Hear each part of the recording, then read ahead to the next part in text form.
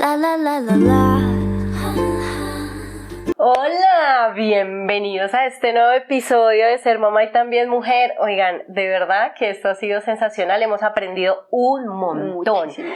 Y miren, en este episodio y en muchos anteriores de esta segunda temporada hemos tenido historias, mejor dicho, que nos han tocado el corazón y nos han dejado unas enseñanzas increíbles.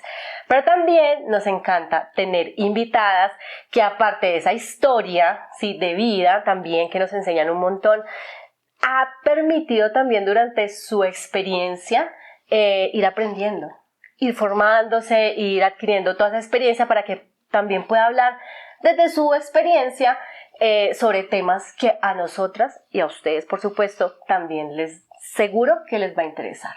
Aparte que la invitada de hoy, estaba pensando hace un rato, tiene una connotación muy especial, y es que de lo que va a conversar es la esencia de este podcast, y es cómo encontramos ese balance entre el ser mamá y ser mujer, que a la final es como el corazón de ser mamá y también mujer. Además, porque han sido preguntas que en la mayoría no hemos podido tener respuesta.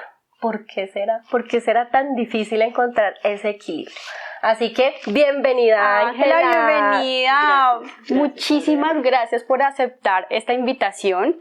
Ángela tiene un amplio conocimiento y experiencia en temas de coaching, de liderazgo, educación, es pedagoga, pero bueno, yo me quedo corta contándoles quién es ella, así que, por favor, el escenario es tuyo, cuéntanos quién eres. Bueno, primero muchas gracias por esta invitación.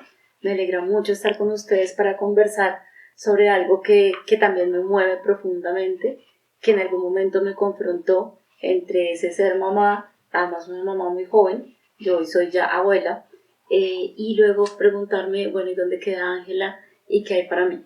Y en ese camino poderme formar en todos estos temas.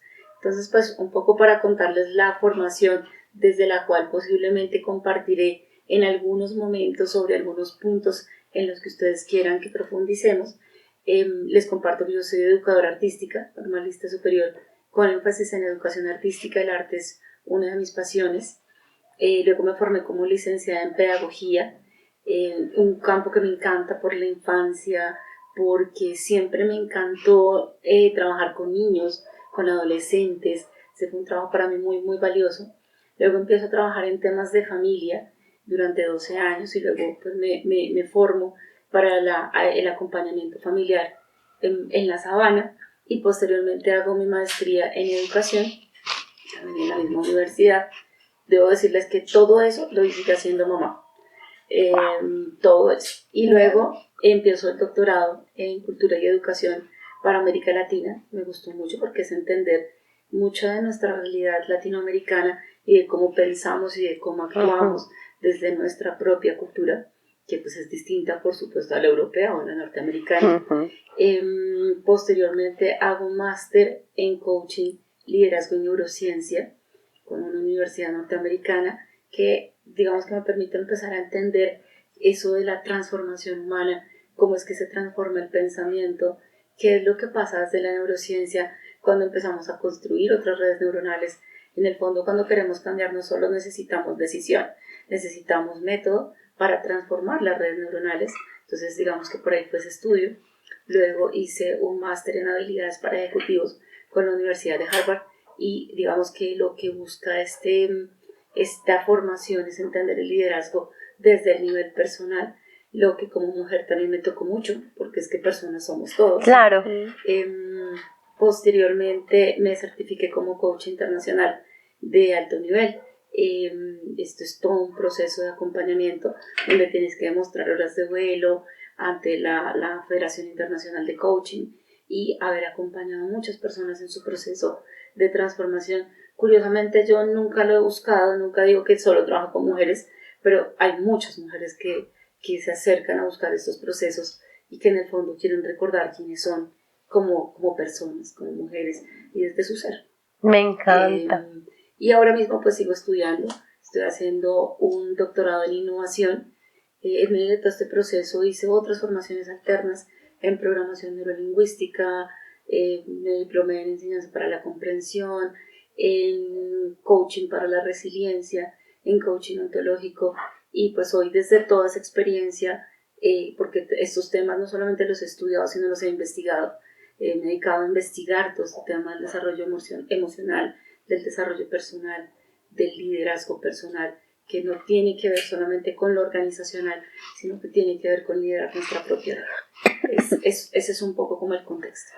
Aparte que tú acabas de decir algo maravilloso, y es que toda esta experiencia que tú tienes, no solamente estamos un poco como todavía confundidos, esto es a nivel organizacional, liderazgo para mí, coaching para mí, o sea, como que eso todavía sigue siendo un reto, creo yo, y en esta carrera de ser mamás y mujeres, pues qué mayor reto de liderar nuestro rol, de en serio escucharnos, de entender nuestra mente, yo te escuchaba y a veces pensamos mucho venga, ¿cómo hacemos algo? Pero ¿qué hay detrás de eso para poder llegar a ese cómo hacerlo? Sí, exacto. Yo creo que la palabra liderazgo hay que empezarla a verla de manera diferente, no solamente desde la parte organizacional. Y me encanta escuchar todo eso porque yo sé que hay muchas mujeres acá y nosotros también nos hacemos como esa pregunta de, ¿y cómo llegar allá? O sea, ¿cómo hacer todo eso, sí, sin que me vea afectada por la culpa o por los comentarios o por tantas cosas que puedan llegar? Porque hay comentarios positivos, hay comentarios que no son tan positivos. Uh-huh. Sí nos gustaría mucho, Ángela, que nos contaras cómo fue esa historia, es decir, cómo desde la esencia de ser mujer, siendo mamá, cómo llegaste a todo eso. Eso nos encantaría escuchar. Y mamá joven, ¿no? Aparte de todo. Exacto. Mamá muy joven que nunca había alzado ningún bebé. El primer bebé que alcé fue mi propia hija. ¿Qué edad tenías? Tenía 16 años, Ya. Una mamá muy joven. Creo que es la primera vez que hablo así en público sobre esto. Y fue una experiencia maravillosa. Siento que tal vez por mi manera de ser, un poco idealista, debo confesarlo, me parecía extraordinario ser mamá. Claro, no tenía idea de lo complejo que es, ¿no? Lo complejo que es todo. La lactancia, atender los pañales, enseñarle a comer, o sea, todo lo que implica ser mamá, que abarca mucho tiempo. Eso no lo ves en televisión. No. En la vida real es mucho más complejo, ¿no? Y pues claro, yo ni siquiera lo había visto en la vida real, o sea que ahora me tocó verlo y vivirlo a la vez. Pero fue también una experiencia hermosísima. Siempre pensé que un hijo es un regalo extraordinario que toca tu vida profundamente. De hecho, pues mi hija mueve todo en mi vida. Es el gran amor de mi vida. Ha sido mi hija y por supuesto mi nieta Manuela, que es su hija. Pues es un amor que no tiene palabras, que no tiene cómo describirse. Y que en el fondo al principio, cuando fui madre tan joven, pues no te dicen felicitaciones, no te dicen vamos a hacer un shower, ni qué alegría, no, te dicen otras frases. Sí. Te dicen acabaste con tu vida, la embarraste y metiste la pata. Yeah. Esas son las 3 que escuchas, ¿no? Y a propósito de esta conversación interior, debo decirles que toda esta formación de la que les hablé, digamos, se produjo cuando mi hija ya tenía más o menos 6, 7 años. Porque durante todo ese tiempo realmente viví desde la conversación de alguien que se creyó esa historia de que acabó con su vida, ¿sí? De que ya no había nada más, que hubiera podido hacer muchas cosas. Claro. De hecho, yo escucho a muchas mujeres decir, a mí me hubiera gustado ser, y les pregunto, ¿y qué pasaría si ahora lo haces? ¿Qué te impide hacer eso? Y la respuesta generalmente es mi propio pensamiento, ¿no? Pero para, digamos, acortar la respuesta, contarles que en un momento que fue como una revelación, en coaching revelación es cuando algo de tu realidad exterior conecta con tu realidad interior y produce un input que te genera un momento de conciencia. Y entonces hubo un día de revelación donde simplemente iba caminando, recuerdo muy bien el lugar, y pensé, estaba diciendo, me hubiera gustado, todos tenemos una conversación interior, ¿no? Yo a veces molesto y digo que si son muchas, es porque estás loco. Te estaba pensando. Por Dios. Pero en general todos tenemos una conversación interior. Entonces en esa conversación yo iba diciendo, ay, cómo me hubiera gustado estudiar algo de educación. Eso pensé. Y de pronto dije, ¿y por qué no podría hacerlo? Y entonces la respuesta fue, porque la embarraste, en fin. Entonces pensé, ¿y si no creyera esto de mí, qué haría? Y me respondí lo que hace cualquiera: seguir adelante, luchar por sus sueños, trabajar, estudiar, luchar por eso que quiere. Y fue como que, bueno. Y recuerdo que en un momento pensé, ¿y será que estoy muy mayor para ir a la universidad? Muy mayor. Tenía 25. No, imagínate. Entonces, o menos. Y igual me parecía muy mayor, ¿no? Porque entonces van los adolescentes y todo esto. Pero dije, no, cualquier momento es bueno. Y está bien hacerlo. Claro, después de que no has estudiado un buen tiempo y empiezas a estudiar, recuerdo que al principio me costaba recordar cosas y todo, pero después dije, esto solo es entrenamiento. Y tú dijiste algo muy importante sobre la culpa. Recuerdo que había personas que cuando supieron que yo iba a volver a estudiar, me decían cosas como, ¿y a ti sí te dan permiso? ¿Y tu hija? ¿Y no te da pesar? O sea, cosas en las que yo podía entender, aunque no lo podía explicar en ese momento conceptualmente, pero entendía que había unos estereotipos de lo que significa ser mujer en esta sociedad, ¿no? Sí. Donde hay estereotipos acerca de, se supone cuándo debes ser mamá, se supone cuándo debes haber hecho esto o aquello. De hecho, en mi trabajo como coach atiendo a muchas mujeres de 30 a 32 que no se han casado o no tienen hijos, y a veces dicen cosas como, es que me siento tan culpable porque será que hay algo mal en mí que no he cumplido esto. Y mi familia me dice, oye, ¿será que te va a dejar el tren? Cásate, pero tú deberías casarte. Y he tenido clientes que me responden, pues sí, quisiera casarme además porque entiendo a mi familia, pero si no tengo con quién, ¿qué hago? O sea, imagínate toda la carga social que hemos tenido, ¿no? Y que te dice, se supone, cómo debería ser. Pero yo en ese momento pensé, si amo a mi hija, la mejor manera que puedo tener para demostrarle amor es salir adelante y luchar por mí y por ella. Y creo que esa visión siempre me impulsó, siempre. Claro, conciliar esas dos cosas me implicaba levantarme más temprano a estudiar para que cuando ella despertara yo pudiera estar para jugar con ella, para hacer algunas cosas con ella, pero nunca para mí fue un sacrificio. Creo que esa fue el gran impulsor. Nunca lo vi como, no, es que estoy haciendo esto por un sacrificio, no. Estoy haciendo esto desde el amor. Estoy haciendo esto desde el amor propio. Estoy haciendo esto por amor a Ángela, por amor a María del Pilar, que es mi hija, por amor a la vida, porque me apasiona lo que hago, porque trabajar con las personas me encanta. Entonces, creo que fue como un proceso que se fue dando de manera natural en el momento en que yo hice el clic de sí se puede. ¿Sí? Esa sería como la historia grande. Yo tengo una pregunta ahí porque, o sea, imagínate, si es un reto, digamos que en una edad adecuada, y hago así porque yo siento que no hay una edad adecuada para ser mamá. El pensar en todo lo que acarrea la maternidad, el querer ser mujer, ¿en algún momento sentiste a esa edad que probablemente eras muy, muy, muy joven, no puedo, esto no me está dando como me lo imaginaba, por más amor que le tengo a mi hija y convicción y visión, en algún momento dijiste, o sea, no voy a poder sola, y sentiste desfallecer? Sí, muchas veces. De hecho, con el tiempo, cuando empiezo a estudiar la valentía, entendí algo que me pasaba, y es que siempre podemos tener momentos así. Todos en algún momento sentiremos que no podemos, y está bien. La clave no es que haya personas que nunca lo sientan. Las personas valientes no son las que nunca experimentan tal sensación de vulnerabilidad o impotencia. Son aquellas que, a pesar de esa sensación de vulnerabilidad o impotencia, se levantan y dicen, aquí voy. Entendí eso sobre la valentía, y creo que eso fue lo que me sostuvo. Muchas veces lo pensé, muchas veces, porque hoy lo conté rápido, pero durante mi experiencia de vida siempre tuve 2 o 3 trabajos para poder además costearme los estudios, Claro. Poder atender todas las necesidades de mi hija, de mi propia vida, de mi matrimonio, porque yo después me casé. O sea, claro que tenía muchos desafíos. Es más, hoy en día sigo teniendo desafíos. Y también hay días que digo, uy, no voy a poder con todo esto. Pero luego digo, ya sabes que es un pensamiento. Vamos, un paso a la vez, un paso a la vez.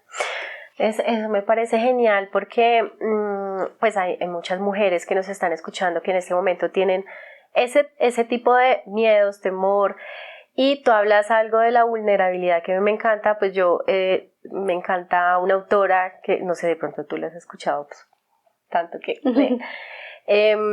se llama Brené Brown. Ella habla sobre el tema de la vulnerabilidad y que hay veces no queremos mostrarnos vulnerables simplemente porque, no, pero ¿cómo así? O sea, no me voy a mostrar así, prefiero más bien decir no, sí, o sea, prefiero más bien y no mostrar esa vulnerabilidad al miedo, al estarme enfrentando a algo que no, o sea, que no es mi zona de confort, entonces prefiero quedarme ahí en este punto. Y ella me encanta y dice, hay que mostrarnos vulnerables, ¿sí? Hay que enfrentarnos a eso que nuestra mente dice, no lo hagas porque ¿qué van a decir? Entonces, bueno, en fin. Entonces, eso me parece genial para las mujeres que nos están escuchando y es, no le tengan miedo a eso, al enfrentarse a la vulnerabilidad, a mostrar que en algún momento pues vamos a caer, o vamos a desfallecer, o vamos a tener que llorar, o vamos a hacer pues todo eso que seguramente cuando hay este tipo de retos pues van a suceder. Totalmente, además que como madres a veces se nos enseña por la crianza y la modelación de nuestras propias madres que hay que poder con todo. Y que ellas no nosotros aquí y que además no nos decían lo que les estaba pasando para no preocuparnos, ¿no? Mi madre era un poco así y todas las mujeres de mi familia, en mi línea femenina vi mucho eso, ¿no? Como que nunca se mostraban frágiles, pero cuando salía eso ya era porque tenían muchísimo guardado, ¿no? Y con el tiempo empecé a entender ya a un nivel, digamos, de evidencia empírica, que hacer eso va justamente en contra de nuestro estado interior, de nuestro bienestar. Uno, porque psicológicamente el cuerpo puede guardar un montón de cosas, la mente puede guardar un montón de cosas, pero va a llegar un momento donde te hace daño. Sí, porque además toda esa descarga de cortisol, toda esa descarga de adrenalina en tu cuerpo permanentemente lo intoxica y lo daña. Pero además porque en el fondo no es la mejor enseñanza. ¿Qué le estamos enseñando a nuestros hijos? Que no hay que decir lo que nos pasa y como luego les decimos, oye, pero cuenta con mamá, si te pasa algo dime, pero si tú no le dices, ¿cómo esperas que te lo digan? Mientras que cuando esto se vuelve algo natural en la conversación, decirle a tu hijo, estoy cansada, ¿sabes? Hoy mamá estoy cansada, hoy mamá estoy triste o estoy preocupada, ellos lo van entendiendo como algo natural, como un tema natural para conversar. Yo siempre que les digo, hablo con papás, les digo que ojalá uno entendiera esto cuando son pequeños, porque cuando ya son adolescentes y tú le empiezas a decir, mi amor, ¿cuál es tu miedo más profundo? Te van a decir como, ¿y tú qué? Sí, no sé de qué me estás hablando. Exacto. Mientras que cuando tú has naturalizado el hablar de la emoción, pues esto va a hacer que ellos se conecten distinto contigo, ¿sí? En un nivel de conversación mucho más profundo y que no van a buscar afuera el apoyo que podrían recibir pues en ti, ¿no? Además de que a ti te hace más humana, estás liberando tu sistema nervioso todo el tiempo, no estás acumulando toda esa carga emocional que en general solemos guardar, pero es por ideas equivocadas sobre la valentía. Sí, tal cual. Aparte que, por ejemplo, tú ahorita mencionabas algo que lo hemos conversado mucho entre nosotras y es, o sea, cómo los mundos han cambiado, los tiempos han cambiado, pero aún sigue siendo un reto, porque antes, bueno, era como todo el tema de creencias, ¿no? De familia, entonces la mujer es la que hace, la mujer no habla, la super mujer, la super mamá, y hoy en día, aunque eso ha venido cambiando, tenemos es la presión de la sociedad, ¿sabes? Como de las redes, de tanta información, que siento que a veces de tanta información también se llega a colapsar uno. Ayer justamente estaba hablando con una mamá que fue mamá hace un mes, y por cosas de la vida se me dio por saludarla, por algo que subió en redes. Y ella me estaba diciendo como, uy, Lau, qué reto. O sea, qué reto, en serio, yo pensé que esto iba a ser un poco más complicado, a veces digo como, ¿en qué me metí? Y me estaba contando que en su momento, cuando recién nació el chiquitín, o sea, en menos de hace nada, la chiquitica, tenía una aplicación para controlar, no sé, el sueño, y un día dijo, ay no, ya. Perdón, me mamé, o sea, esto no, y lo dije, y lo hablé, y lo expresé, y como que, libré. Entonces yo le decía a ella que de lo que yo identificaba en esto, pues en estos 4 años de mamá, también es que cuando uno tiene esa capacidad de liberar y de ver la maternidad como, oiga, esto es un rol muy lindo, pero es un rol más en mi vida, inclusive nuestro rol de mamá mejora. Porque dejamos de llevarnos como de lo que estamos viendo, de lo que nos dicen, de lo que debería ser. Y por ejemplo, un día con Andre hablábamos de una palabra que está muy trillada y es como el empoderamiento femenino, ¿sí? Como que tú eres súper empoderada, y uno se pone a pensar y uno dice, pero ¿qué es empoderada? ¿Cierto? Sí. O sea, como realmente, ¿qué es empoderada? O sea, o cuál es el significado Sí. que le estamos dando al tema del empoderamiento, ¿sí? Porque o nos retamos un montón y pasamos de estar de pronto en un nivel y queremos hacer más, o qué significa la palabra, o nos estamos estrellando un montón con eso. ¿Tú cómo lo ves? Bueno, esa es una palabra que a mí me gusta mucho. Hay una serie que se llama La Casa de Papel, no sé si la han visto. Y hay una protagonista que se llama Nairobi.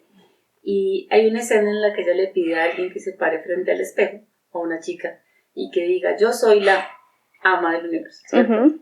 Eso no es empoderamiento. Exacto. Eso no es empoderamiento. ¿Qué es empoderar? Empoderar es no renunciar a nuestro poder creador, a nuestro potencial para crear soluciones, para crear alternativas de acción, para crear decisiones, para tomar decisiones que nos lleven a esa vida que queremos tener. Empoderar es reconocer el poder que hemos perdido. ¿Y cómo lo perdemos? Lo perdemos, entre otras, por la crianza. Ustedes hablaron, y hace un momento tú hablabas de algo muy importante, que es la tiranía de los debería. Se supone que deberías ser callado, que deberías ser juicioso, que deberías ser políticamente correcto siempre. Y en ese proceso vamos renunciando a la conciencia de nuestro valor, ¿sabes? Incluso hay niños que pronto han renunciado a verse valiosos, que empiezan a verse como yo no valgo, yo no sirvo, yo soy un estorbo, y empiezan a crear narrativas dolorosas sobre ellos mismos por la crianza, porque todo lo que un padre o una madre le dice a un hijo es la verdad para ese hijo, pues porque es que esa es su figura de autoridad más importante. Y en ese proceso vamos vamos renunciando inconscientemente a nuestro poder. Cuando digo poder no estoy refiriéndome a algo así, a una cosa metafísica, aunque podría ser también, ¿por qué no? Estoy refiriéndome a nuestra capacidad creativa, a la capacidad de proponer, de disentir, de decir, a mí no me parece esto, ¿por qué no mejor esto? A mí me parece que podríamos hacer esto. Cuando alguien renuncia a ese punto, ¿qué le queda? Hacer lo que debería hacer, lo que le dicen socialmente que debería hacer. Aquí no sé si me puedo extender un momentito. Claro que sí, dale. Porque ahora sí, para que entendamos qué es eso de empoderar, ahora sí bien entendido, y lo voy a explicar desde la psicología y la neurociencia. Bueno, en psicología existen 3 niveles de complejidad mental, sobre todo cuando hablamos de liderazgo y empoderamiento. 3 niveles. El primer nivel se llama mente socializada. ¿Cómo es la mente socializada? Dependiente emocionalmente del que dirán. Sufre por el que dirán. Todo lo que otros dicen o lo puede hacer sentir muy feliz si es positivo, o lo puede destruir si es negativo. Cualquier comentario que otro hace va a doler mucho, porque es que dependo del que dirán. ¿Sí? La frase clásica de la mente socializada es ¿y qué dirán? Si hago, si digo, si parezco, si tuve, si no tuve, en fin. El punto es que se supondría que esa es la mentalidad de los niños, pero la verdad es que es la mentalidad del 57% de los adultos, según las investigaciones. El segundo nivel se llama mente autodirigida. La mente autodirigida, ¿cómo es? No sufre por el que dirán.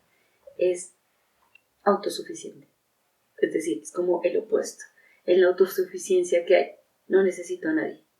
De malas todo el mundo. De hecho, también he encontrado que algunas mujeres, este programa es sobre mujeres, a veces pasan a la autosuficiencia después de una experiencia dolorosa donde sintieron que fueron muy complacientes en una relación y luego pasan a esta narrativa de yo no necesito a nadie. Y creen que eso es empoderamiento, ¿sí? Como yo soy la ama de, ya saben. ¿Qué pasa con la mente autodirigida? Ustedes dirán, bueno, pero no sufre tanto emocionalmente, no depende del que dirán. Bueno, pues el problema es que se equivoca muchas más veces, porque no escucha, porque cree que su visión es la que es y punto, y no necesito a nadie. Pero existe bueno, no les dije el porcentaje de personas que están ahí. Más o menos el 42% de los adultos están en la mente autodirigida. Ese es el empoderamiento mal entendido. La mente autotransformable es un nivel de complejidad mental donde vivo desde la interdependencia. Entiendo que el otro me aporta algo que yo no sé. Por lo tanto, me sustancio con lo que otros me enseñan. Siempre soy una mentalidad de aprendizaje, de constante evolución, entendiendo que lo que creo puede que no sea así, que puedo cambiar, que puedo transformarme. Es una mente que le gusta balancear dos comportamientos, que es impulsar su opinión porque es capaz de expresarla, expresar sus sentimientos, pero reconocer la diferencia, incluso de lo que parece disruptivo o equivocado, porque le presta mucha atención a eso y dice, ve, ¿qué habrá acá para mí? En ese estado, la mente autotransformable, hay más libertad interior y más capacidad para tomar decisiones con menos autojuzgamiento doloroso y destructivo. Eso es estar empoderado. Estar empoderado es estar en una mentalidad en la que sufres menos por el que dirán, en la que no estás en la autosuficiencia, que te puede traer mucho dolor, sino que vives en la interdependencia y en un estado de permanente aprendizaje, entendiendo que al final tú tendrás que tomar decisiones sobre ti mismo, porque eso es indelegable. Hay cosas de la vida, tu salud, tu autoestima, trabajar en ti misma, que son indelegables. Nadie más las puede hacer por ti, pero no es desde la autosuficiencia ni desde el miedo que las trabajarán.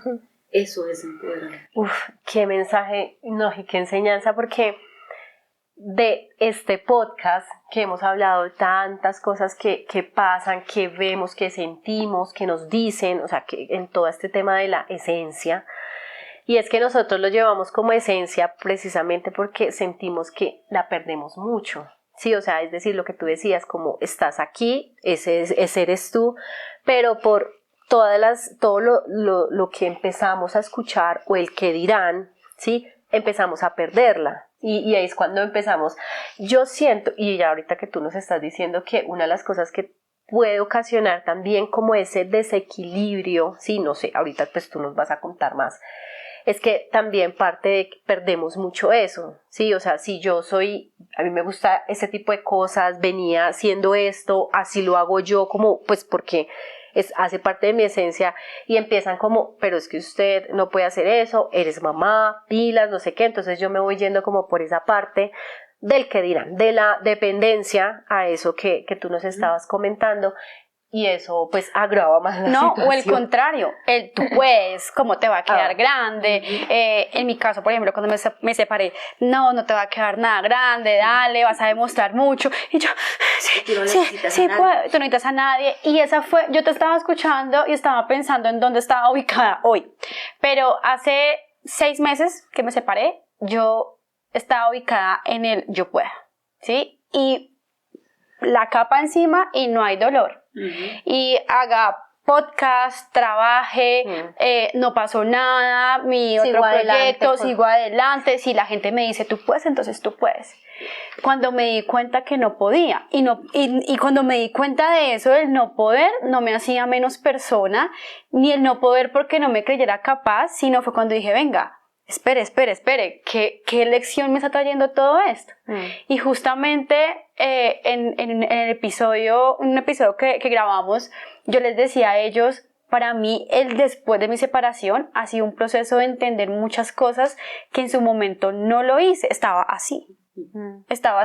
Y yo creo que muchas mamás estamos en donde no deberíamos estar, muchas mujeres estamos donde no deberíamos estar, porque el que nos dirán, ¿sí? El que dirá, yo creo que siempre va a pasar como eso por la cabecita, o el opuesto que es, tranquila, yo puedo, yo estoy hecha de esto y nada me va a quedar grande. Sí, exacto. Y lo que nos contaba Ángela es, no recibo otro tipo de comentario o otro tipo de pronto consejo, porque no lo necesito.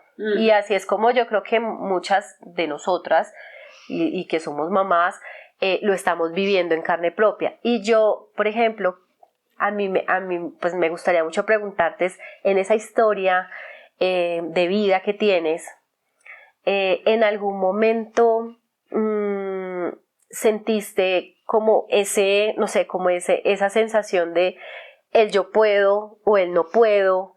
¿En todos esos retos que estabas como mamá estabas o viviste los tres? Sí, viví los tres. Bueno, también tengo que aclarar algo pues para todo el público y para ustedes, y es, todos iteramos en las 3 mentalidades. Ok. ¿Sí? Es lo primero. Lo segundo, que no dependen de la edad, no están relacionadas con el nivel educativo, ni están relacionadas con el coeficiente intelectual. Dependen del trabajo anterior. Y en general, la mayoría suele estar en mente socializada, porque es que además desde chiquitas nos dijeron, Empezamos por ahí. colorea bonito porque qué dirá la profesora. Haz esto lindo porque qué dirán los papás. Te decían en el colegio también, ¿no? Sí. Vístete bien porque qué dirán los vecinos. No vas a salir en pijama porque qué dirán que no te... ¿Cierto? Arregla el cuarto porque es que viene la visita y qué dirán. O sea, esta miedo al que dirán nos lo han programado, se llama software social, nos lo han programado profundamente, ¿sí? Entonces, casi que uno creció en esa mentalidad. Y pues, por supuesto, desde esos primeros años, pues, como les conté hace un momento, literalmente creí totalmente eso que me dijeron. Además, porque tuve una experiencia un poco fuerte, y es que cuando tú eres mamá tan joven, a veces hay muchas personas que dicen cosas destructivas, ¿no? Entonces, recuerdo, por ejemplo, que había amigas del colegio que eran mis amigas y me dijeron, ya no puedo hablar contigo porque mis papás dicen que tú eres un mal ejemplo. Ya no puedo hacer no sé qué, porque es que tú, o sea, básicamente fue como que todo el mundo, hasta de mi propia familia, ¿no? Digamos que algunas personas se aislaban. Y claro, todo eso dolía en la mente socializada.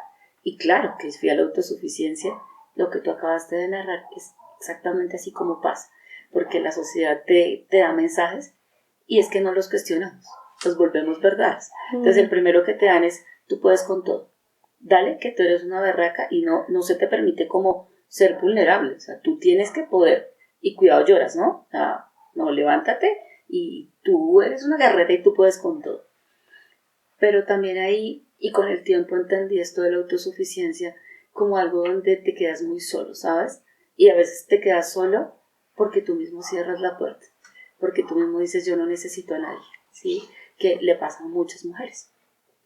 Además porque también hay un poco de programación. Y por cierto, luego te dicen, ay, pero tú tan joven deberías reconstruir tu vida. O sea, más o menos es como si no estás con alguien, tu vida quedó destruida para siempre.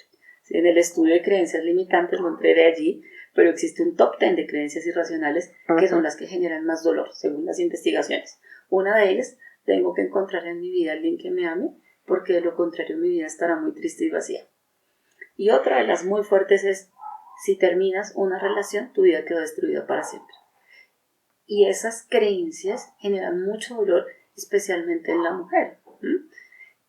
¿A qué voy con esto? Pues que te llevan a la autosuficiencia. La primera, cuando estás en una relación, la de tengo que encontrar a alguien que me ame o de lo contrario no podré ser feliz, y estás en una relación, pues te lleva a no poner límites, porque con tal que no se vaya, y el día que los pones a veces te vas al extremo, eso se llama una oscilación. Pero diría que con el tiempo, cada vez más, fíjate que voy a profundizar un momentico lo de la mente autotransformable a propósito de tu pregunta, y es, el autor que estudia todo esto se llama Robert Kegan, y él explica que la mente autotransformable no es que no tenga creencias, ni filtros, ni estereotipos, ni prejuicios, los tiene. Solamente que es capaz de verlos y dice, esto no es lo que yo soy, no es lo que yo soy. Fíjate que tú hablaste de esencia, que es algo muy profundo. Y lo que creo es que a veces toda esta programación social aplasta nuestra esencia. Nunca se va, ahí está en el fondo, pero aplastada pero está debajo de todo ese opacada. peso social de toda esta mentalidad que vamos teniendo. Yo diría que a través del estudio y de empezar a tratar de poner en práctica lo que he ido entendiendo, cada vez ha ido transformándose esto. O sea, si tú me preguntas, oye, Ángela, ¿a ti no te importa el que dirá? Te diré que me importa poco y que cuando veo que me está importando soy capaz de verme y decir, uy, espérate, sí. no eres eso. Y es que aquí hubo algo muy muy lindo de lo que tú estabas diciendo hace un momento que me tocó mucho el corazón, porque en general vamos confundiendo nuestra identidad con los roles. Entonces, soy abogada, entonces creo que soy, de hecho se dice soy, ¿cierto? Sí. O soy psicóloga, o soy profesora, o soy madre, y soy esposa. Pero si un día alguno de esos roles cambia, a veces hay dolor, porque yo me identifiqué con el rol creyendo que yo era eso. Pero eso no es lo que yo soy. Lo que yo soy es mi esencia. Eso es algo que hago. por eso se llama rol. Ujú. La esencia, ¿qué es entonces? ¿Quién es? ¿Quién es la persona que está debajo de todo eso? ¿Quién es Laura? ¿Quién es Andrea? ¿Quién es Ángela? Un ser con dignidad infinita y trascendente. Esa es mi respuesta hoy. Y entonces, ¿qué es autoestima? Porque para ir al último nivel y para salir de esos niveles te toca trabajar mucho en autoestima. ¿Qué es autoestima entonces? La conciencia de tu valor infinito. No hay ningún rol que tengas, ni ningún estudio, ni ningún cargo que pueda hacer que tú valgas más, porque es que tú ya vales infinito. ¿Cómo le sumas algo infinito? Pero a veces creemos que valgo porque soy mamá, o porque soy esposa de alguien, o porque soy tal profesión. Y cuando me confundo en mi ser con esos roles que hago, y en algún momento la vida me los quita, es cuando hay mucho, mucho dolor. Y creo que todo el proceso de sanación ocurre cuando empezamos a recordar quién soy de verdad, cuál es la esencia que habita en mí. Y la esencia es como el olor a canela, como el olor de la hierbabuena, que es tan única, y saber esa singularidad que soy, la belleza de ser quien soy, es realmente lo que significa tener mente autotransformable y estar empoderada de sentirme feliz de ser quien soy, orgullosa de ser quien soy, no creer que tengo que cubrir lo que soy para poder ser aceptada, ni que no importa todo lo demás para poder ser aceptada. Y te diré que he recibido muchas enseñanzas sobre eso. Tal vez una de las más fuertes fue con mi hija. Cuando ella tenía 18 tenía un novio que a mí no me caía muy bien, porque me parecía que a veces no le hablaba muy bien. Y recuerdo que yo le decía, hija, ámate, hija, hazte valorar, hija, hazte respetar. No es porque seas mujer, es porque eres persona. Todos merecemos amor y respeto y cuidado. Bueno, esto se lo decía muchas veces. Y una noche me senté así, como estoy con ustedes, y le dije, hija, ámate, hija, hazte valorar, hazte respetar, por favor. Y ella me respondió, mami, esto que te voy a decir no es porque esté molesta contigo, es porque lo creo. Pero eso que tú estás diciendo no es tan fácil, porque tú no lo haces. Wow. Ajá. Y entonces dije, wow, entendí que esto de ser mamá es la oportunidad de que tú, si vives con inspiración, inspirit en el ser, en el espíritu, cuando estás cada vez más conectado con tu esencia y vives más desde esa esencia y menos desde todas esas capas de los roles que vamos teniendo, le estás dando a tu hijo la enseñanza más poderosa. La enseñanza más poderosa para tu hija es que te vea ser auténticamente tú y trabajar por ti. Increíble. No, yo estoy acá. No, porque es que mira que hay un constante pensamiento de Laura Cardoso y lo he conversado antes también y seguramente muchas mamás también. Como que la vida antes de ser mamá, ¿cierto? Entonces, te voy a contar cómo era yo. Entonces, nada, mejor dicho, súper trabajadora de los 18 años, se imaginaba, ya, mejor dicho, casi presidente. A mis 26 ya tenía especialización, ya estaba con mi apartamento, o sea, a pasos de gigante. Además que voy a hacer un paréntesis ahí, yo conocí a Lau en ese momento, Sí. O sea, yo la conocí y ahí empecemos por la percepción, sí, mejor, como que yo tenía, ¿sí me entiendes? Como eso esa imagen que yo tenía de Lau, la que ella proyectaba, Uh-huh. exacto, la que ella proyectaba. Yo le decía, Lau, es que tienes 23 años. Ahí tenía 23 años. Era gerente de cuenta o de un banco y hacía tantas cosas y yo era ya mamá. Entonces yo decía, como, wow, o sea, ¿en qué momento hace todo eso? Sí, y digamos que eso lo traigo a la mesa, a la conversación, porque entonces cuando me entero que estoy embarazada, mi primer pensamiento fue el qué dirán. Y tenía 26 años. Uh-huh. Y ya tenía, digamos que profesionalmente ya me sentía en el punto en que Laura quería estar en ese momento. Y yo lloraba, yo, pero ¿qué van a decir? Aparte mi historia es súper chistosa, yo no, pero ¿qué va a decir la gente? Por Dios, no sé qué, Pero mira, Ángela, que cuando yo quedo embarazada y cuando nace Marti, para mí Martina fue transformación, aparte de todo lo que transforma el tema de la maternidad, sino transformación como mujer. Que tengo una constante pregunta con el respeto que no son mamás, porque muchas mujeres que no son mamás nos escuchan, y yo quiero hacértela así a ti, entre tu experiencia y toda la parte que nos estás hablando, y es, ¿tú consideras que el hecho de ser mamá cambia la visión del ser mujer? Seguramente sí, y de hecho cuando lo he estudiado el tema, porque un día me puse a preguntarlo, pero ya desde el lado de los que han investigado este tema, y que empiezo a encontrar que la naturaleza misma nos permite hacer eso, es decir, la cría humana es muy vulnerable. Si tú miras, por ejemplo, los cachorros de varios mamíferos, son crías que nacen más a término, digamos, más desarrolladas sería la palabra. Un caballito se pone en pie el mismo día, un ternero también, un potrito, refiriéndome a la cría del caballo, se pone en pie rápido, ¿cierto? Y empieza a ser mucho más autónomo, mientras que el bebé humano es mucho más dependiente de la madre. Y es como si la naturaleza, hablando un día con un experto en este tema, me contaba, la naturaleza nos permite que en ese momento todo se vuelque hacia el hijo, porque lo necesitas, ¿sí? Lo que pasa es que a veces nos quedamos atorados ahí, nos quedamos en ese estado que es solo ser mamá. Y claro que es maravilloso que nos entreguemos también con amor y alegría a la experiencia.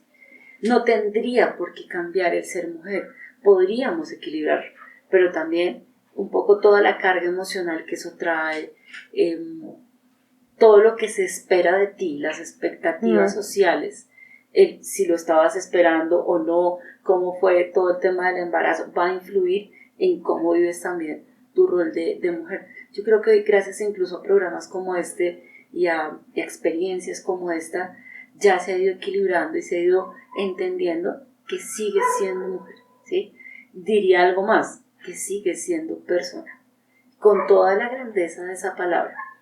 Pero en general, lo que también he podido constatar y estudiar es que nos olvidamos de eso, nos olvidamos de esa dimensión de ser mujer y nos olvidamos de la dimensión de ser persona, con todos nuestros sueños, con nuestros ideales, con nuestros propósitos. Y si además eres esposa, sin pretender decir que ninguno de los roles sea negativo. El punto no es que alguno de esos sea negativo, el punto es que te olvidas de ti mismo, ¿sí? Cuando dejas de verte, pues va a haber mucho daño, porque cuando uno está desde el amor que no ve, pues no pone límites, no tiene mínimos no negociables, no haces eso contigo mismo.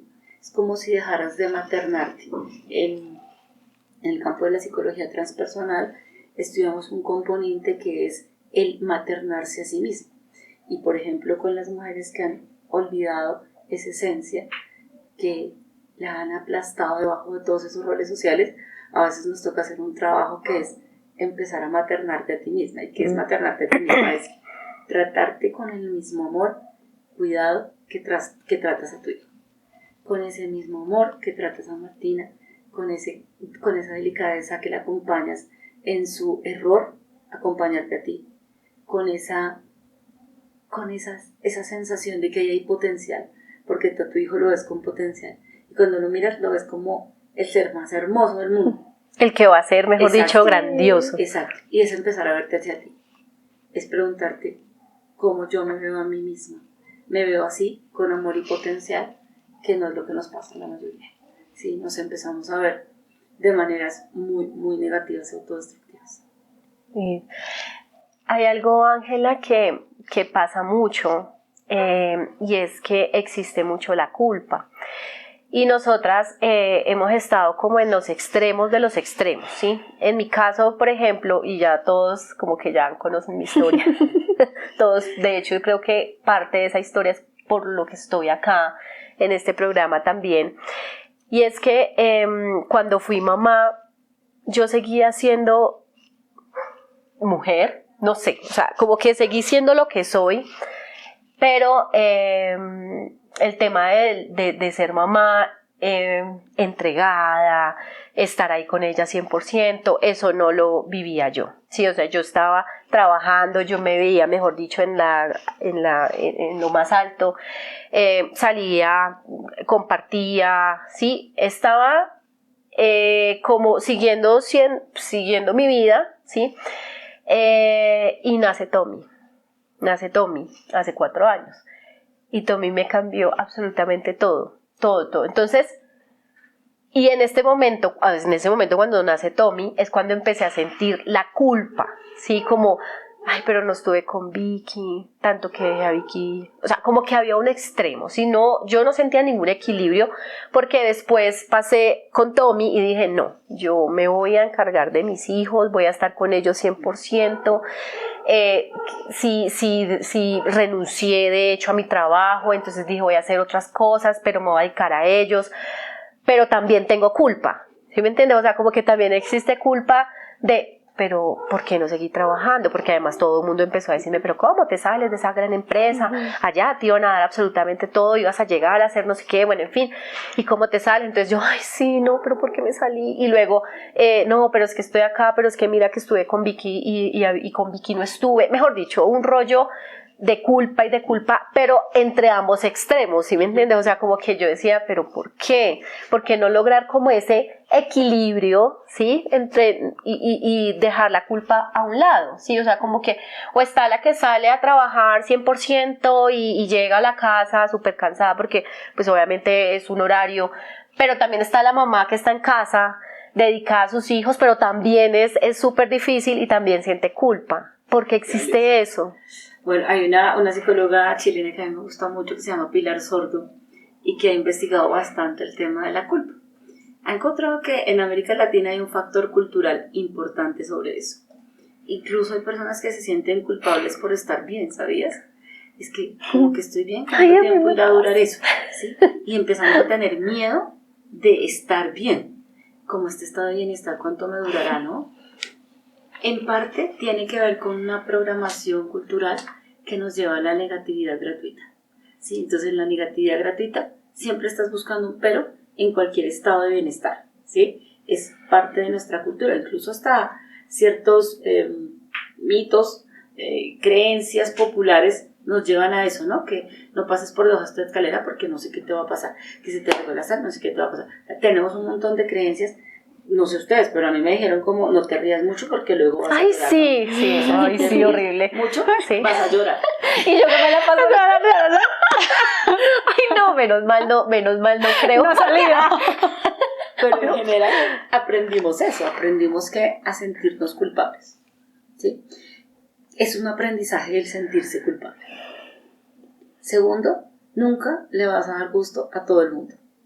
Uno de los principios de liderazgo te dice que la clave del fracaso, en cualquier caso, es intentar darle gusto a todo el mundo. Es decir, si tú intentaras darle gusto a los que te dicen, ve, trabaja, sé una profesional, pues los otros que opinan que deberías estar con tus hijos, pues no van a estar a gusto. ¿Sí? Por eso, reconocer nuestra esencia y lo que a mí me hace bien es fundamental. Eso está en el campo de la intuición, que es la intuición que tiene mucho que ver con la crianza natural y consciente. Es haz lo que te deje tranquila. Es decir, en este momento estar con Tommy ¿te deja tranquila? Te pregunto. Sí, es decir, de hecho pasa eso, lo que tú decías, Ángela, como el estar bien con ellos en tu casa, que es un estado de tranquilidad, es culpa, yo digo, Dios mío, no, yo debería estar como igual, trabajando, metiéndole la ficha, sudándola, igual, entonces me siento súper culpable por eso, pero es una sensación de, para mí, de estar bien, o sea, de estoy bien, me siento tranquila. Y me voy a ir un poquito más atrás y es, fíjate que si tú lo piensas, ¿qué es lo que a ti te deja tranquila? Estar con él, ¿cierto? Entonces, ¿qué es lo que necesita saltar en el fondo? ¿La culpa o la mente socializada? De pronto es un poco la mente socializada en esto de la maternidad. Ya te dije que iteramos. Sí. Puede ser que alguien sea en la profesión sea supermente autotransformable, pero puede ser que en la crianza de sus hijos sea muy mente socializada, como hacer lo que se supone que debería hacer. Esto aplica para todo, hasta voy a empezar a darle la alimentación sólida y entonces tal persona me dice que empiece con tal alimento y tal otro que no. Haz lo que tu corazón de mamá te diga, sigue tu intuición y pregúntate, ¿qué me deja a mí más tranquila? Y haz eso que a ti te genera paz y tranquilidad. Si una mamá no puede hacer eso porque su situación no se lo permite y ahora debe estar trabajando para poder proveer a sus hijos ese bienestar porque está en un punto de desarrollo profesional donde eso es importante, haz eso con tranquilidad. Es decir, empieza a soltar, es una renuncia al que dirán y a algo que es muy fuerte, que es la comparación, ¿sí? Porque esa es una causa de dolor muy grande y que nos genera mucha culpa y frustración. Y es, ay, pero es que fulanito sí hace tal cosa y yo no. Ay, fulanito sí está con sus hijos y yo no. Ay, fulanito sí trabaja y yo no. O sea, ese estado de comparación no nos ayuda. A propósito de la esencia, ¿qué alternativa hay para el estado de comparación en el que entramos mentalmente muchas veces? La alternativa de ser la mejor Andrea que pueda ser. Tú no necesitas ser igual que Laura o mejor que Laura. Necesitas ser la mejor Andrea que pueda ser. Eso. Y esa va a ser, vuelvo y digo, la mejor enseñanza para tus hijos. Si tú hoy les enseñas que ser la mejor Laura que pueda ser es el propósito de tu vida, llevarte a tu máxima expresión. ¿En qué sentido de expresión? En el que a ti te deje tranquilo. Si más adelante dices, bueno, voy a retomar esta vida profesional, pues ahí lo harás. Y en este momento estás concentrada en ser la mejor mamá que puedas para tus hijos. Está bien, está bien. Es seguir mucho nuestra intuición también. ¿Sí? Escucha, pero también sé consciente de que escuchas. Porque va a haber gente que te dice desde su propia culpa cómo van a tratar de hacerte culpable. ¿Sí? Y es desde su propia culpa. ¿Por qué nos pone la culpa en esto de la maternidad? Porque empezamos a educar a los hijos desde la culpa. Y entonces los intentamos sobrecompensar. Entonces, por ejemplo, la mamá que le toca trabajar, porque tiene que trabajar, está en un punto de desarrollo profesional donde eso le hace feliz, pero a la vez se siente culpable, ¿qué va a hacer? Va a compensar a su hijo con cosas materiales, con permisividad, con cosas que no le hacen bien. Por eso es importante no quedarnos atorados en el estado de culpa. No, Maxi. Pregunta. No tengo una pregunta.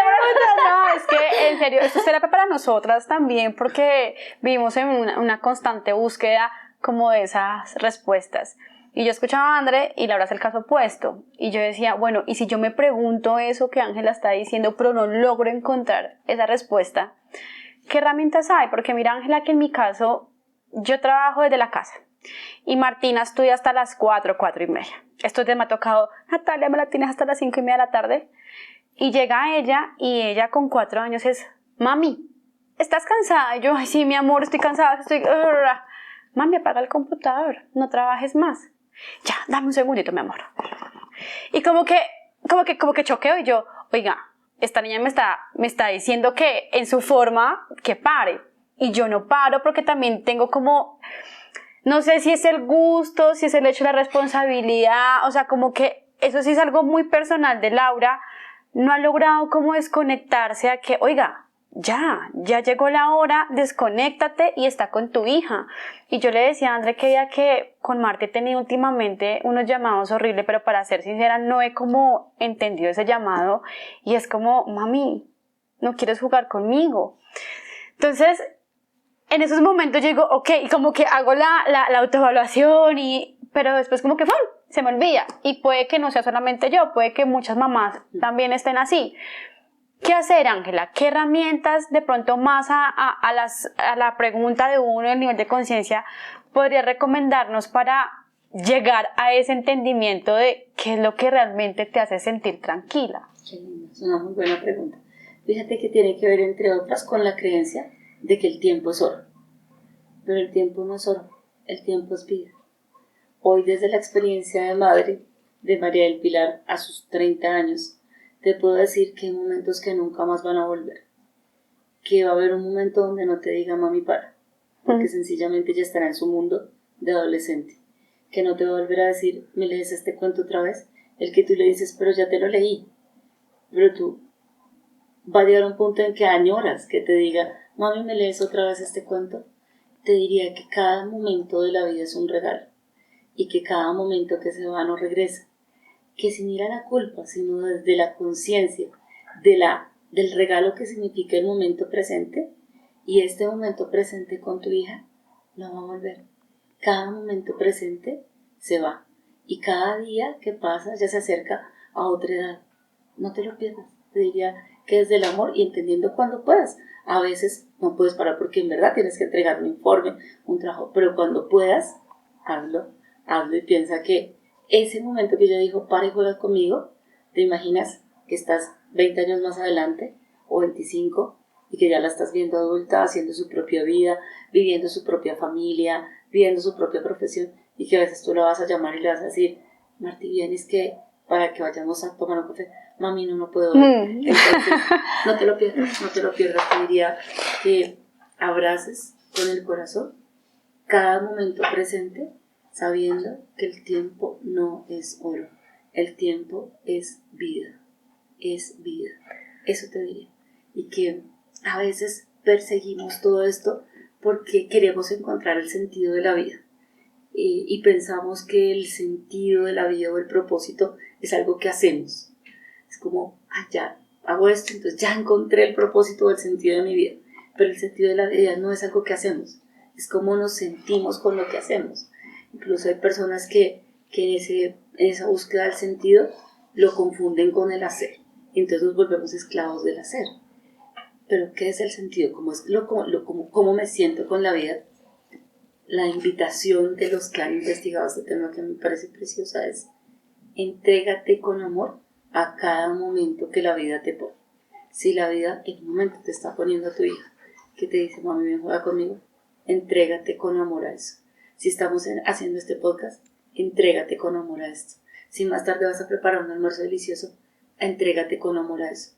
Y si hubiera algún gran propósito al que tuvieras que llegar, pues tal vez llegará una mejor Laura. Una Laura más generosa, más justa consigo misma. Ay, qué cosa más Entonces, linda. continúa. Con lo que dice Lau, que obviamente nos pasa mucho, ese sentimiento de la culpa de no poder estar ahí o de pronto de no poder soltar, sobre todo, como que no soltar ese espacio para poder dedicarlo.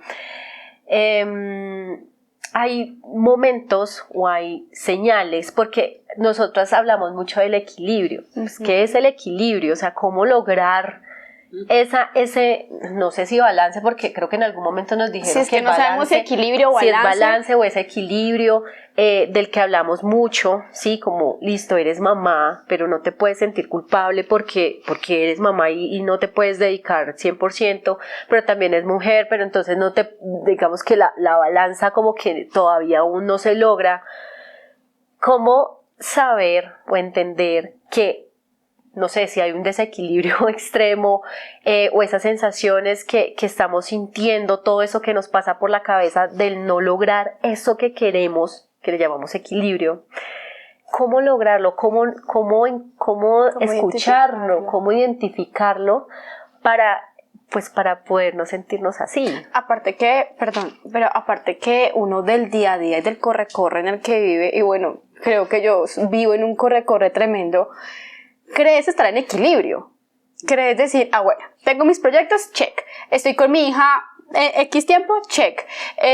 No sé, salgo con mis amigas, check. Pero ¿realmente eso es equilibrio o realmente eso es balance? O sea, sí nos gustaría que desde ese mensaje, esa mirada tuya de tu vida, tu experiencia, pero también todo el bagaje que tienes, le puedas entregar ese mensaje a estas mujeres y a nosotras de realmente cómo identificar que estamos en, no sé si está bien dicho, desequilibrio, o sea, que realmente no lo estamos viendo como debería ser.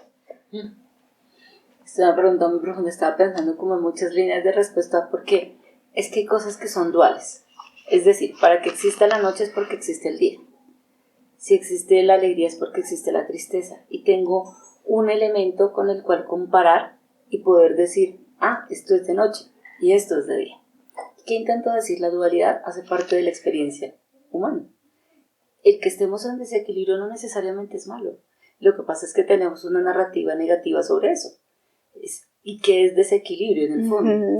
¿Cómo sé que estoy en desequilibrio? Más allá de que si cumplo con el canon o el estándar de tengo 2 horas con mi hija, 2 horas para el ejercicio, 2 horas para la comida, entonces estoy en equilibrio. Más allá de eso es un estado interior. ¿Sí? Es un estado interior donde percibes, porque es una percepción acerca de tu propia experiencia vital, percibes que cada cosa que estás viviendo en cada una de esas dimensiones que tienes como persona, te hacen bien, te gustan. Estás en un punto de balance entre lo que das y lo que recibes. Me toca irme a un concepto profundo para decir esto y ya voy a la experiencia. De hecho, creo que van mezclados, porque justamente eso era lo que no había en mi vida. Equilibrio en el dar y en el recibir. Cuando hay desequilibrio en el dar y en el recibir en las relaciones, es donde yo empiezo a sentir esa sensación como desbalance o vacío interior, como de que falta, como de malestar interior. Esa podría ser una señal de que algo, en alguna parte estoy desbalanceada, ¿sí? Cuando me empiezo a sentir así como un malestar interior, me puedo preguntar específicamente qué me está haciendo sentir así, porque a veces uno lo que empieza a decir es que estoy mal, me siento mal, o la expresión, me siento cansado. Pero cuando tú te preguntas específicamente de qué y empiezas a ponerle nombre a eso, puedes identificar si hay un tema de salud. Fíjate, si no fuera importante cuidar la salud, si no como bien, si no duermo bien, si no me ejercito un poco. Fíjate si no es importante cuidar ese estado de mi hogar, ¿no? De mi hogar entendido como el espacio relacional y físico en el que vivo, que hay allí armonía. A mí me gusta mucho más la palabra armonía, porque incluso en el jazz no todos los instrumentos van siguiendo una partitura, pero hay armonía. Me gusta más pensar en ese equilibrio, no como una orquesta sinfónica, sino como en el jazz, donde incluso hay partes creativas y puede ser que un instrumento tome en un momento el protagonismo en la pieza musical, y puede ser que en algún momento este espacio para ustedes tome mucho protagonismo, y en otro que son tus vacaciones, entonces fue el descanso el que toma el protagonismo, pero hay armonía, ¿sí? Entonces me gusta más la palabra armonía. Claramente cuando he experimentado muchas desarmonías en la vida, ya no hay culpa, o sea, creo que eso sí ha pasado, sí es diferente, porque antes cuando experimentaba desarmonía entraba la sensación de culpa, que no estoy haciendo bien, ¿no? Y todo el pensamiento autodestructivo de Ángela, no está haciendo una buena madre, no está haciendo, en fin, algo. Pero con el tiempo entendí que el reconocer que hay desarmonía solo es lo opuesto, o más bien es lo necesario para llevarme a la armonía. Y no está mal, está bien. Ve, en este momento no me estoy sintiendo en armonía. ¿En qué parte? Específicamente, ¿en qué no me estoy sintiendo en armonía? En esta parte, porque es que me he olvidado esto. Ah, bueno, entonces movámonos hacia allá, pero sin culpa. Esto es mucho más fácil de explicar con el miedo o la pena a ignorar algo. Entonces algunos nos sentimos culpables cuando ignoramos algo, ¿no? Es como, no sé, esto y se supone que lo debería saber. Pero la verdad es que la ignorancia no es lo opuesto al conocimiento, es la puerta de entrada. ¿Qué intento decir? Que si percibes algún desequilibrio, y esto para todas y todos los que estén siguiendo este programa, si percibes algún desequilibrio, no entres en el miedo, pregúntate en qué parte no estoy en equilibrio, y amorosa y justamente contigo misma, maternándote bien, como lo harías con tu hija, como lo harías con tus hijos. Pregúntate qué puedo hacer para ir al equilibrio, y ve suavemente allá, pero ve con amor, porque es que ir destructivamente desde la culpa no nos hace bien. La culpa es una emoción necesaria, claro. No digo que nunca hay que tener culpa. Si yo hice algo malo, necesito culpa para poder saber que la embarré. Lo que no nos hace bien es quedarnos en ese estado emocional, porque eso sí que nos va a llevar al desequilibrio. Entonces creo que con el tiempo he resignificado eso. ¿Sí? Como que cada vez que me veo en la culpa me pregunto, ¿qué parte de mí es la que está haciendo eso? Y luego me pregunto, espérate, que vamos a ir ahora al equilibrio. Y me pregunto, ¿qué necesito hacer ahora para ir al equilibrio? Y pues vamos haciendo. Ok, ay, genial. Bueno, yo creo que aquí hemos aprendido un montón. Hace mucho rato estábamos con muchas ganas de tener a alguien como tú para que nos ayudara como a entender muchas cosas que nos pasan, que necesariamente no quiere decir que entonces ya mañana estamos listas en el equilibrio total, porque pues esa no es la idea, así como nos dice Ángela, todo paso a paso con amor, ¿sí? Sin darnos tanto palo como nos damos tanto con el tema de la culpa. Más bien es como entender esas emociones, por qué se están dando, qué es lo que pasa, y no esconderlas, porque ¿qué pasa? Siempre escondemos como todo eso. No, estoy triste, la voy a esconder, esto no me puede estar pasando a mí, siento culpa, no debo sentir culpa. Entonces como que no entender, no eliminarlas, sino escucharlas y ver por qué es que está pasando eso ahí, ¿sí? Entonces yo creo que este es un mensaje para todas, ¿sí? El equilibrio no es un equilibrio de ya, simplemente escuchar qué está pasando, e irnos a mirar paso a paso. Ni el empoderamiento es hacer todo, ¿no? O sea, yo aquí salgo desequilibrada con ganas de equilibrarme, pero con muchos entendimientos, Ángela, y primero agradecerte por estar acá, en serio, yo me voy como con tantas cosas y sé que André y muchas mujeres también, y quisiéramos cerrar con que por favor le entregaras un mensaje, así, a esas mujeres que están todos los días, así como lo estuviste y lo estás tú todavía, André, todas, en esa búsqueda constante de encontrar ese balance entre ser mamá y también mujer. Maravilloso. Primero les diré algo que me encanta, siempre que puedo lo cuento, y me gusta hacerlo a través de un anclaje, y es que un gato no puede ser más gato, ni una flor puede ser más flor, pero un humano sí puede ser más humano y mejor humano, y está llamado a crecer hasta la última respiración. ¿Y qué quiere decir eso? Que está bien a veces no sentirse en armonía, que está bien si a veces te sientes cansada, que está bien si a veces sientes que no estás teniendo ese equilibrio que quieres, porque la verdad es que muchas veces lo vas a sentir y muchas veces te vas a tener que volver a llevar al equilibrio. ¿Cuándo? ¿Hasta cuándo? ¿Cuándo terminará este proceso? Hasta la última respiración. Hasta la última respiración.